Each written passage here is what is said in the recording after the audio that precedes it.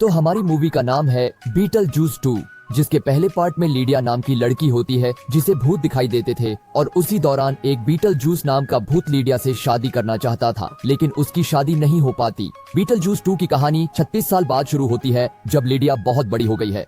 उसके पति की सालों पहले मौत हो चुकी है और उसकी एस्ट्रिड नाम की लड़की भी है। लीडिया एक चैट शो भूत घर को होस्ट कर रही होती है। शो के दौरान लीडिया को दर्शकों के बीच बीटल जूस दिखाई देता है, जिससे लीडिया डर जाती है और वहां से चली जाती है। लीडिया का उसके मैनेजर रोरी के साथ अफेयर भी चल रहा था।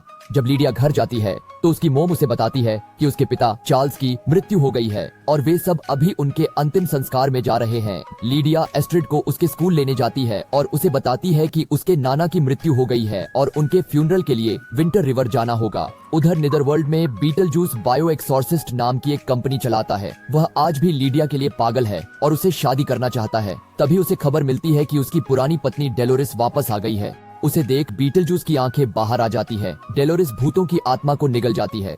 भूतों का पुलिस वुल्फ उसे चेतावनी देता है कि वह उससे बदला लेने आई है। उधर फ्यूनरल पर रोरी सबके सामने लीडिया को प्रपोज कर देता है और हेलोवीन पर शादी की प्रस्ताव रखता है और लीडिया मान भी जाती है, जिसकी वजह से एस्ट्रिड वहाँ से चली जाती है और एक जेरेमी नाम के लड़के से मिलती है, जहां जेरेमी उसे हेलोवीन पार्टी के लिए इनवाइट करता है। घर पर लीडिया एटिक रूम में जाती है और मॉडल टाउन के सामने जाकर चिल्लाने लगती है, जहां बीटल जूस रहता है। तभी रोरी वहां पर आता है। लीडिया रोरी को बीटल जूस के बारे में बताती है और कहती है कि अगर 3 बार उसका नाम लेते हैं तो वह सामने आ जाता है। रोरी को लगता है कि यह बस उसका भ्रम है, इसीलिए वह 3 बार बीटल जूस बोल देता है, जिससे वह दोनों मॉडल टाउन में चले जाते हैं, जहाँ बीटल जूस होता है। बीटल जूस को देखकर लीडिया जल्दी से 3 बार होम बोलने की कोशिश करती है, लेकिन बीटल जूस उसका मुंह बंद कर देता है। उसके बाद वह उन्हें हॉन्ट करने लगता है। वह लीडिया को प्रेग्नेंट कर देता है और तुरंत ही उसका बच्चा भी हो जाता है, जो कि बीटल जूस जैसा ही दिखता है और लीडिया का पैर खाने लगता है। लीडिया किसी तरह अपना मुंह खोलती है और 3 बार होम बोलकर वापस अपने घर पहुंच जाती है,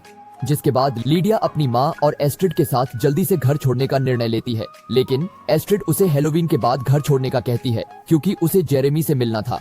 लीडिया मान जाती है और फिर हेलोवीन के दिन लीडिया एस्ट्रिड को जेरेमी के घर छोड़ने जाती है। उसके बाद एस्ट्रिड जेरेमी से मिलती है, जहां जेरेमी के नजदीक जाने पर वह देखती है कि जेरेमी हवा में तैर रहा है।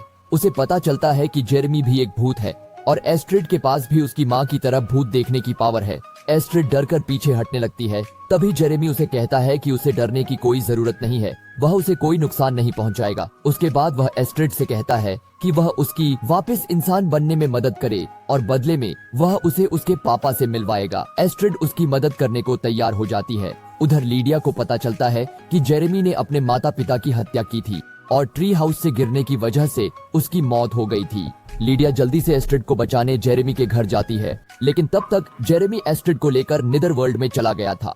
अब लीडिया के पास कोई चारा नहीं था। वह बीटल जूस के पास जाती है और एस्ट्रिड को बचाने के लिए मदद मांगती है, जिसके बदले में वह उससे शादी करने को भी तैयार है।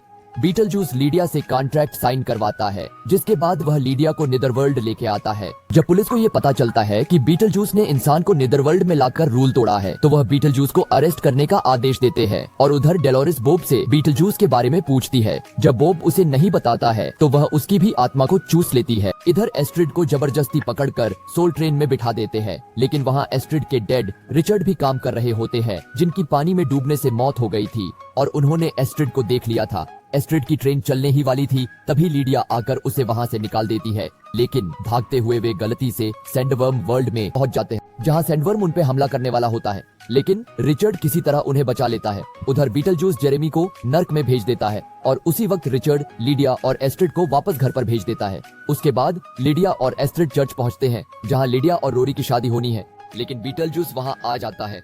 वह रोरी को ट्रुथ इंजेक्शन लगा देता है, जिससे रोरी सच बोलने लगता है कि वह बस पैसों के लिए लीडिया से शादी करना चाहता है, जिससे लीडिया को बहुत गुस्सा आता है। तभी वहां पर डेलोरिस आ जाती है। बीटल जूस उसे देखकर हैरान हो जाता है, लेकिन बीटल जूस फिर से ट्रिक खेलता है और रोरी को आगे कर देता है। इधर एस्ट्रिड बुक से पढ़कर पोर्टल खोलती है और सैंडवर्म को बुलाती है। सैंडवर्म बीटल जूस को छोड़कर डेलोरिस और रोरी को निगल जाता है। फिर बीटलजूस कॉन्ट्रैक्ट दिखाकर कहता है कि उनके बीच शादी की डील हुई थी, जिस पर एस्ट्रिड कहती है कि तुमने इंसान को निदरवर्ल्ड ले जाकर रूल तोड़ा है, इसलिए ये कॉन्ट्रैक्ट मान्य नहीं होगा। और कानून तोड़ने की वजह से बीटलजूस शापित हो जाता है, जिससे उसका शरीर गुब्बारे की तरह फूल कर फट जाता है। अब सभी चीजें सामान्य हो जाती हैं, लेकिन लीडिया को अभी भी बीटलजूस के सपने आते हैं और अपनी कहानी यही खत्म होती है। और ऐसी अनोखी वीडियो के लिए चैनल को सब्सक्राइब कर ले।